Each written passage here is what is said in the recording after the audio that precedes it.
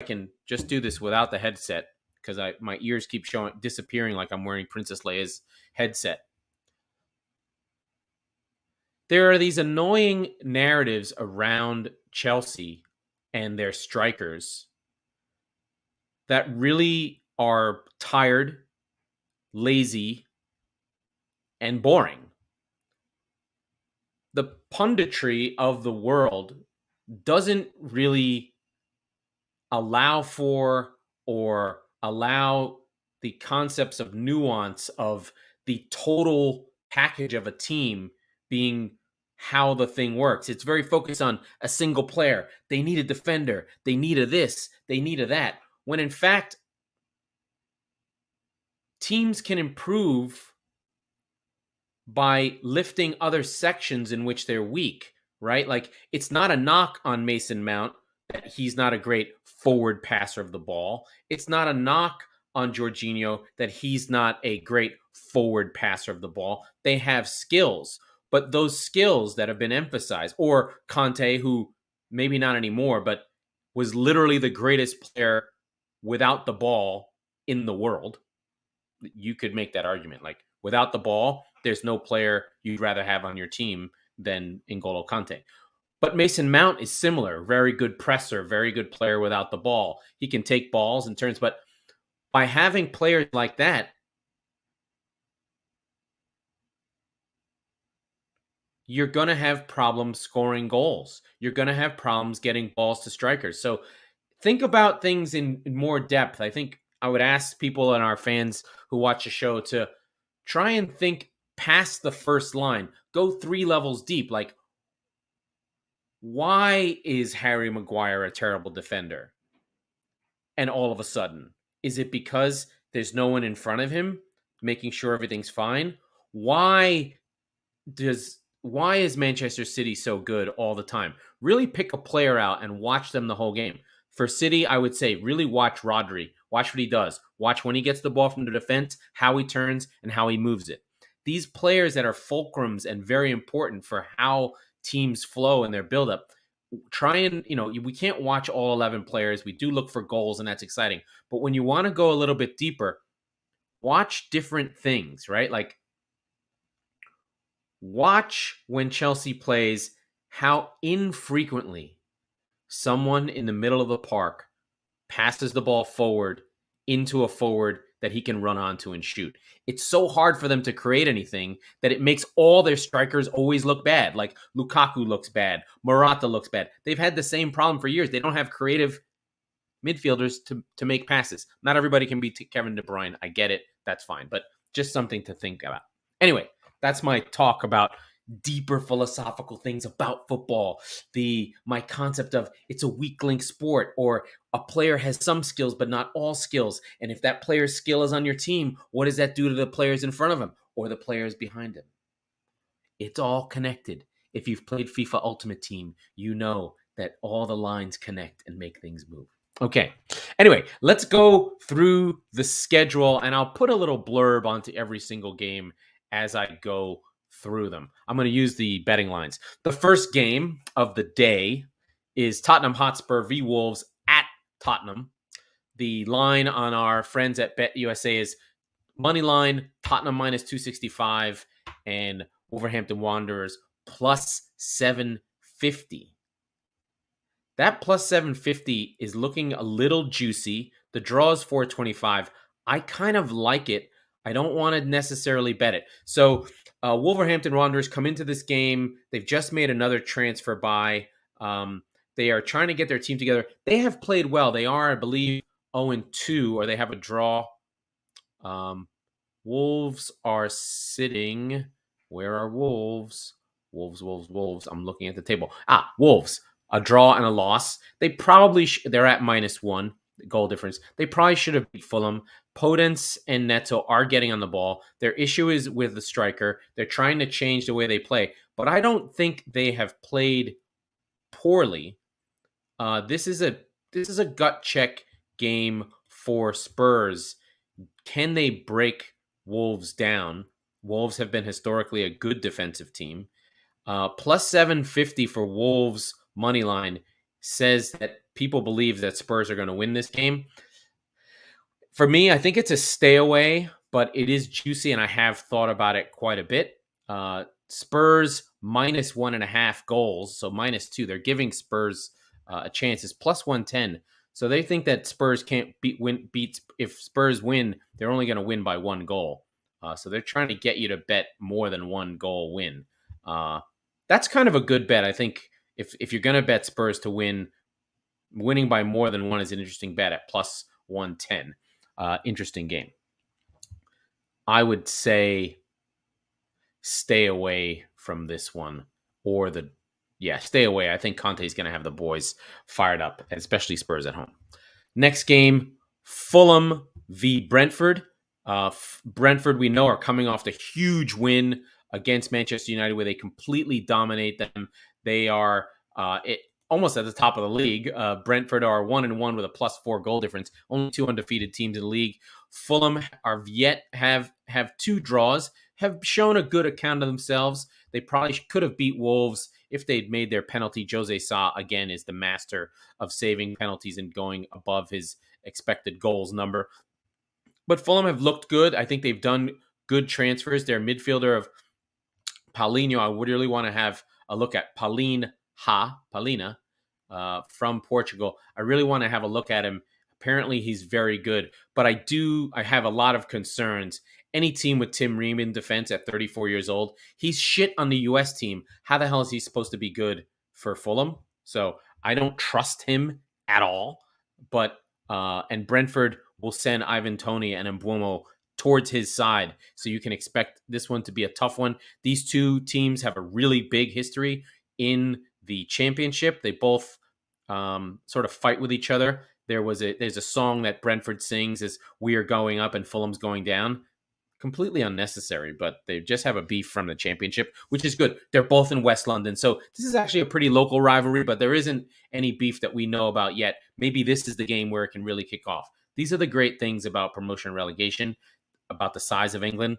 Fulham and Brentford are probably, I could look it up, but I'm not going to, probably 3 miles away from each other, if that, both on the Thames. Anyway, interesting stuff. Fulham FC, not far from the Hammersmith Odeon, not far from Hammersmith, for the Smiths fans out there who want to know things about that. The line here, money line is plus 150 for Fulham to win and plus 190 for Brentford. Either one of these, I think, is a good bet.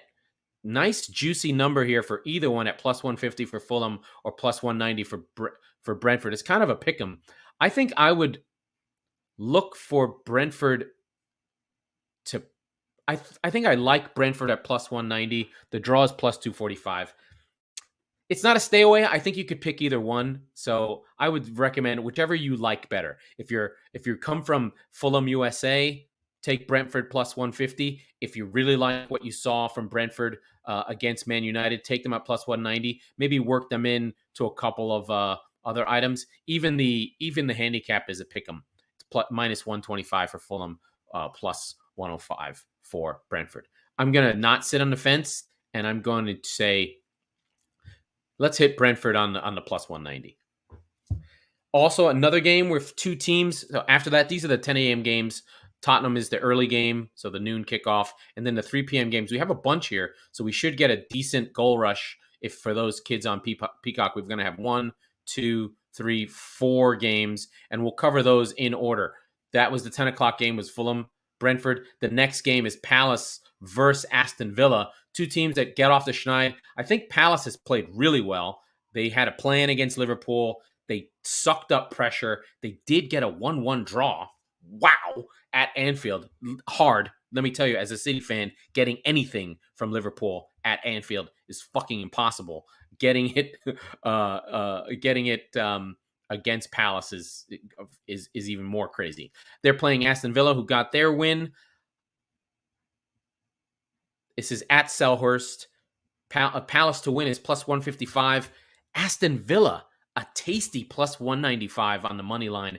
I like that one. This is very similar line to the Fulham versus Brentford, Palace versus Aston Villa. You might consider a parlay of say Brentford. Let's see what the parlay is here. Let's see what the parlay is for these two teams. Let's see what we can get here. Let me just log in real quick to my betting account so I can get you the parlay number. Here's maybe this is going to be my pick of the day. Here we go. Ready? How about we parlay Brentford at plus 190 with Aston Villa. Sorry, with Crystal Palace at plus 155. That is a tasty plus 600. I rather like that. So bet 10 to get 63. Juicy. I like that. So let's see. Sorry, plus 500. It's plus 500 if you parlay Palace at home with Brentford away. I think I'm going to take that bet, but not really bet on the games individually. So that's an interesting one right there. I kind of like that. Villa at plus 95 is also a really good bet. Maybe we sort of hedge and take Villa away, Fulham at home, and Brentford away and Palace at home. You could sort of mix and match and do those two bets just to try and cover your bases. See if you like either team to win, but then you like the other side on the other side.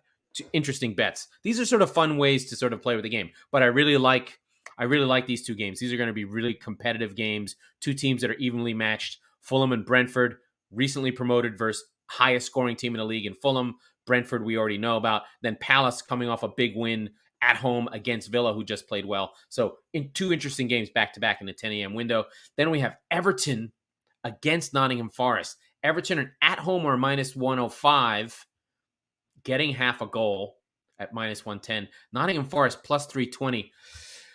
I don't trust Forest yet. They've added 15 players and had another one today. So they've completely rebuilt their squad. They did get a very, very, very lucky win at home against West Brom last week, while Everton, I believe Everton lost last week. They lost 1-0, is that right?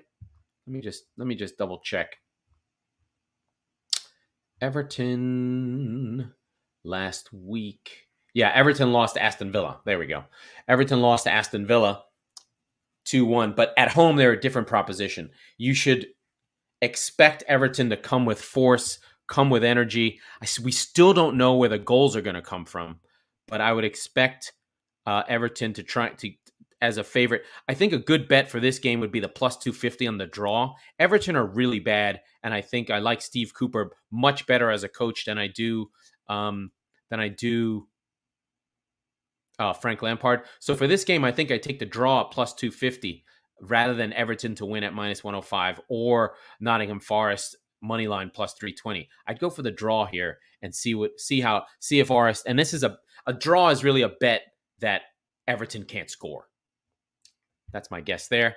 Next of the 10 a.m. games is Leicester City minus 320 money line versus Southampton. Southampton are an interesting team. They've got a lot of young players, a lot of City players. This is a big number at plus 310 against Leicester, who give up goals all the time. However, they did pick up the 2 goals late against, show a lot of fight back versus Everton. I'm not sure. This is a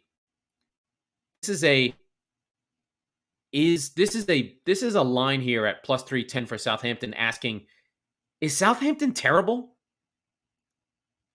So that's the question there. This is a stay away for me. The draw is plus 300. I wouldn't touch this one. I'm not sure what I'm going to get from Leicester at minus 120 at home, and I don't know what I'm going to get from Southampton at plus 310. I like the plus 310, but I'm not going there. Then the late game Saturday, Bournemouth versus Arsenal. We already know what we're getting from Bournemouth. They set the record for highest underdog value at plus 3,500 against City away. Arsenal are getting a lot of respect here as a favorite, minus 230. Going to take a lot to win a lot of money here. This is also a stay away for me. Arsenal minus a goal and a half is plus 120. That's kind of tasty. So that's betting that Arsenal will win by 2. Interesting. I think that's the bet I would take. If I thought Arsenal was going to win, I would take Arsenal +2, -1.5 at +120. Could be interesting. Maybe you parlay that with a goal scorer. Then we go on to Saturday. West Ham winning in the Conference League. Oh, against my beloved Brighton. See, this is scary. Are +130 at home, having played on the Thursday. See where they are there. That would touch the line for me against Brighton, who are terrible at home but great on the road. Brighton are back in there, the fighting Brightons. They're +220, coming off the draw that they got at home to Newcastle. I like Brighton away Moneyline at +220. That's going to be my recommendation. And I'll come back and summarize all these, and we'll get my final recommendations in the end. But if I was going to bet on this game, I take Brighton Moneyline +220. The draw is 245. I don't think Brighton are going to draw. West Ham are going to sit back and soak Brighton up.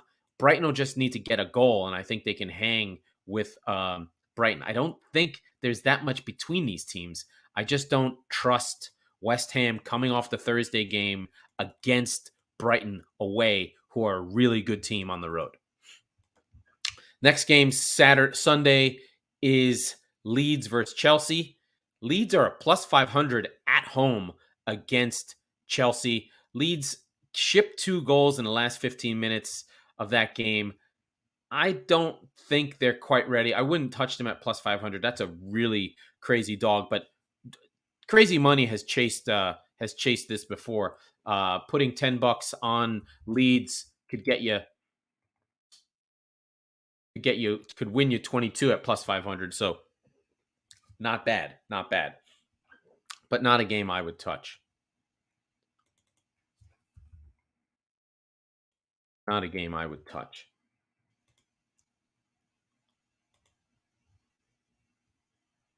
Hold on a second. Something's weird.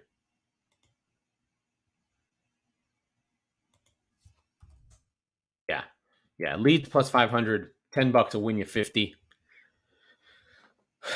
It's not bad. It's a pretty interesting long shot. And then the final game of the day, Newcastle at home, is +800 versus Manchester City, who are a -270. You might, if you feel like being a punk. Let's see what the parlay of City away -270, Chelsea away -185, and then where's Liverpool? Oh, Liverpool's up next, and then Liverpool on Monday against United. The parlay there for the 3 big dogs all together. That's +1. Wait, is that right? I think it's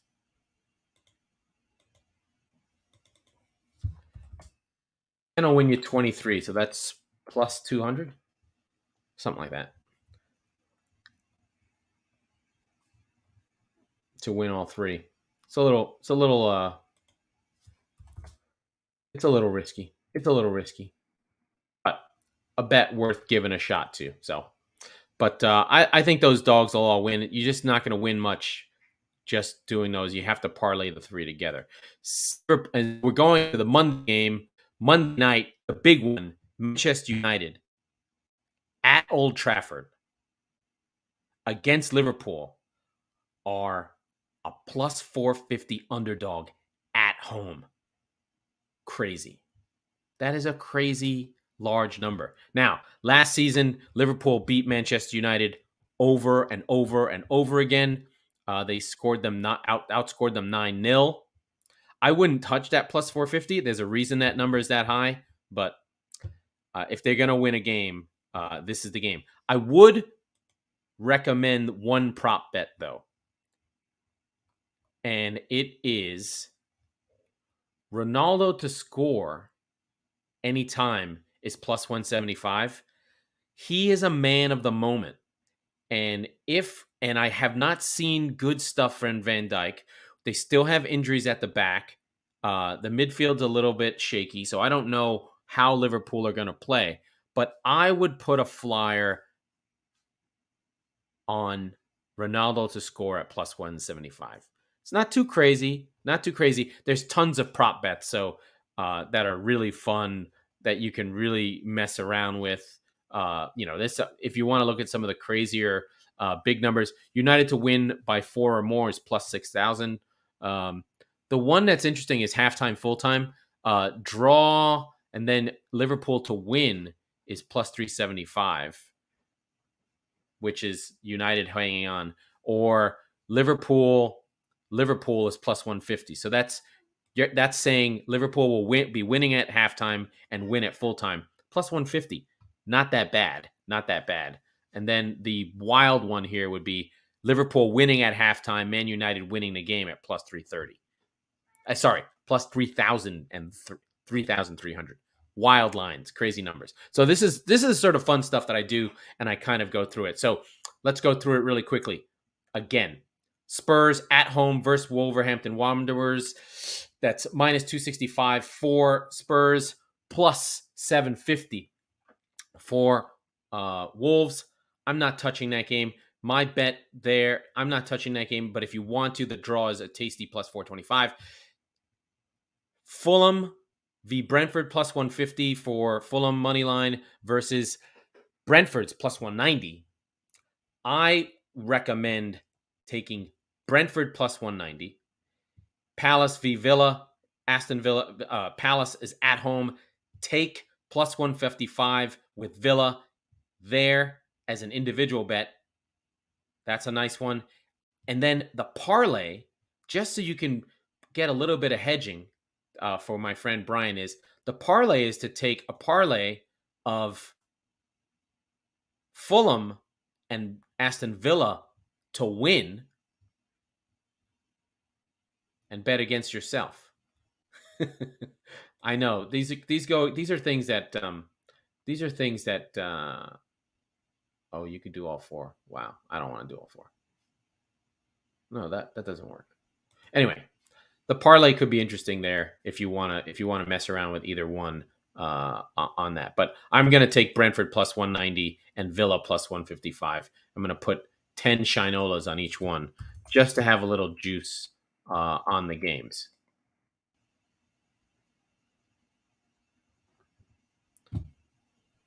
Actually, I'm going to do that as a parlay. I'm going to do a parlay of Brentford and Palace at that's a plus 500 or plus 600. So I'm going to lock that bet in. That's my parlay for the day. Brentford and Palace to win. Brentford plus 190 and Palace plus 155. Whoa.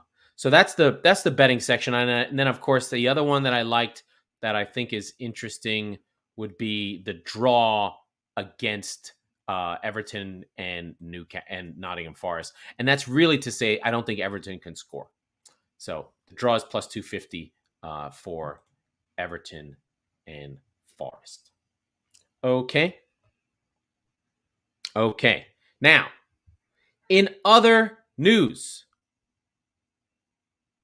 the fallout from Brentford's defeating of Manchester United has been huge, massive, and all over the place. Since Sunday crashed, Manchester United have been linked with literally every single player in the world. We had Rabiot coming in from Juventus. We had Ronaldo out. We had players from all over the world. We have, Spain coming in. The big one that seems to almost be getting over the line is the world famous Casemiro from Real Madrid, part of the vaunted greatest midfield of a generation of Kroos, Modric, and Casemiro. Casemiro coming to United for a whopping 60 million pounds or euros, whatever, to take in the midfield and be that holding midfielder that United have been desperate for at least 10 years, since Michael Carrick was good. So that looks like it might be over the line. I think it's going to fail because, this goes back to what I started the show on. Players are not valuable in a vacuum. They're valuable in the context of the way they play. Casemiro is a great holding defensive midfielder who does not have to pass the ball or do anything too drastic. He's amazing. He can do a lot of things. He's a Brazilian. He's a World Cup winner. He's won everything there is to win. He has had Luka Modric and Toni Kroos next to him his whole career. So that means that his job is to win the ball and really not worry about the next pass or how it gets to. He just has to get it to them, and they do the next step.